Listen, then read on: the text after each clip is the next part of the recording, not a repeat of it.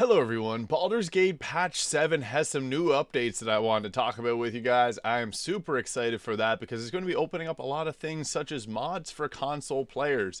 And at that point I want to start doing some modded content on YouTube here because I've been kind of avoiding it, as I don't want to do content if not everyone has the ability to use the modded content. So yeah, with this update, we're getting it in September. Now, there is a ton of new updates, and I guess I'll start with the first, with the new split screen update. So, they're going to have a bit more synergy if you're playing on like a split screen with another player, where the camera angles will kind of pair together a little bit more smoothly whenever you're going through that. So, I think that'll be a nice addition to the game, and I might actually end up buying Baldur's Gate 3 for PS5 just for the couch co-op capabilities, because I think this game is probably one of the best couch co-op games in years, and it's just an incredible game overall. So that is a big update. So you'll be able to split screens and merge into a single screen when close by, so it'll just make it a whole lot seamless. If you got two players coming around together, instead of having them in split screens, they'll now be sharing one screen. So that is a huge update. Now, there's going to be some big updates for Honor Mode, and that's really exciting. So with patch 7, there's going to be some more creatures with new legendary actions. So there's going to be some of that coming in here, including the Boulette, which is everyone's favorite neighborhood surgeon, Malice Thorm. So that fight will be a little bit more difficult in Honor Mode, so that'll be interesting. And Dror Ragzlin will also be able to do some new actions as well. So some of the most difficult fights in the game will be getting big buffs to how difficult they are. So that'll be really interesting to see how that all pans out. I am excited to do a Honor Mode playthrough at that time just to see the differences. And the big one for a lot of people, and myself included, I'm excited to see the modding toolkit get added to the game. So you'll be able to load up the game with a whole bunch of different mods, and on console too, which is a huge moment for gamers that are playing on console. I was really looking forward to this because I do a lot of build guides for Baldur's Gate 3, and one of the big things is going to be adding the ability to add in new subclasses and classes. So that's absolutely massive. So they'll be able to, the ability to add in new items, consumables, miscellaneous items, new cosmetics, which is a good majority of what's already out there in terms of mods already for Baldur's Gate 3, so more of that. But the classes and subclasses is a big one for me, because I'm really excited to see how that's all going to pan out, because there's a lot of amazing classes, and I just want to see more of it. So being able to add in your own classes, or add in things like the Artificer, or any of the D&D classes that just didn't make it into the game, I think that will be awesome. And the ability to add in new races as well, so adding in things that just didn't make it to the game. Maybe even things like goblins, which I feel like that'll be one of the first to get on here. The ability to change dice skins, the user interface. I'm currently using a mod right now to hide all the pieces of the UI, so I really like any type of UI mods because they just make it overall better. And then they're also going to have some quality of life improvement mods, so the ability to create some of those. So that's really awesome, adding more accessibility into the game. Also in patch 7, there's going to be some new evil endings, and I'm really excited because I've tried to do evil endings, but I end up being a good character. Like, this is my Dark Urge here, and she's a good character too, so it happens. I have two Dark Urge characters I end up doing a resist playthrough, but there's going to be adding some more Dark Urge evil endings, so I'm really looking forward to that. I think that'll actually push me to be an evil character, just to be able to see all the new endings that they add in. And a little sneak peek of some of them, which is pretty cool. I'll just hold this over, but they got the Dirge there laying in a pile of corpses and flying up into the sky, so that is pretty cool. Really looking forward to that. They're also going to be adding in some bug fixes as well, so there is Baldur's Gate 3, especially in Act 3, is known for being a little buggy.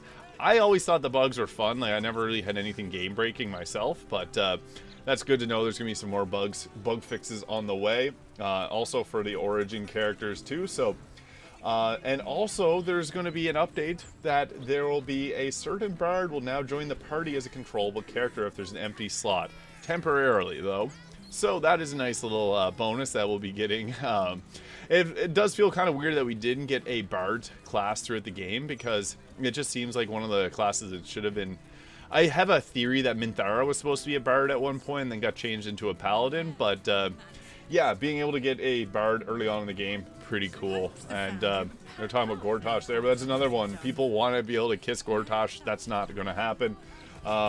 So that is an update that they gave. So really good to see, I guess. But There'll also be lots of fixes for Will in particular. So the Blade of Frontiers will no longer mindlessly swing his sword around mere inches from shorter races who try to recruit him. So when you first meet with him, when he does the little flourish, he won't be trying to stab you in the face if you're a halfling. So that's a nice little change.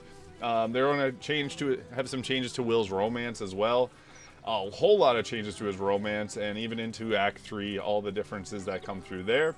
And also they're going to add some stuff to Will whenever he joins Karlach in Avernus, which I think is the true canon ending to Baldur's Gate 3. So I'm excited to see that they will be having some extra updates regarding that, because I think that they're the perfect couple in Baldur's Gate 3. So it's going to be nice to see that they'll have some changes there. Astarion's also going to be getting some new updates, especially with the Ascended Astarion's Kiss that a lot of people are always talking about. So there'll be some changes to that, as well as how the origin characters react to it as well. And also, whenever he is at the end of the game and loses the ability to stay out in sunlight, I noticed it weirdly enough that most people are like in the party didn't really give much of a reaction. And it's, you know, if you stuck around Astarion for a while, you know that it'd be a big deal for him to not be able to go out in sun anymore. So I'm glad they'll be adding some extra dialogue and extra moments around that, because the epilogue, or I guess the ending of Baldur's Gate 3 does kind of leave that up, and it has a bit of a weird ending. Karlach's going to also be getting some new updates as well, so especially if you find Daemon and he's dead at the point where you are supposed to find him, so there's going to be some new moments there, as well as in her final scene in Avernus. So that is good to see that Karlach's getting some love too. All the companions will be getting some nice updates. Gale's also going to be having some updates to missing VFX that was just not in the game at base, as well as give some different animations, stop him from repeating dialogue, which I had a lot of bugs. I thought they were pretty funny, but that'll be changed as well. So also there's going to be some changes to the magic items that he requests, and he will leave if you tell him you're not going to give him any items, he will leave your party. But there's also going to be fixes to make sure that the dialogue with Mystra happens, so that's nice, because I did miss out on one of my playthroughs. And Shadowheart's going to get some updates as well as with all the other companions, and some evil Shadowheart as well as good Shadowheart updates too, so that's nice, as well as with Viconia. And there's also going to be more party banter, so yeah, prior to the update there was only companion dialogue between ones that are controlled by a single player, and now this will support multiplayer in that, so that is a nice little update. So the patch also resolved some issues that there was with rendering some romance scenes as well, so that is nice. The alpha toolkit is out now for some people, so you can join in on that.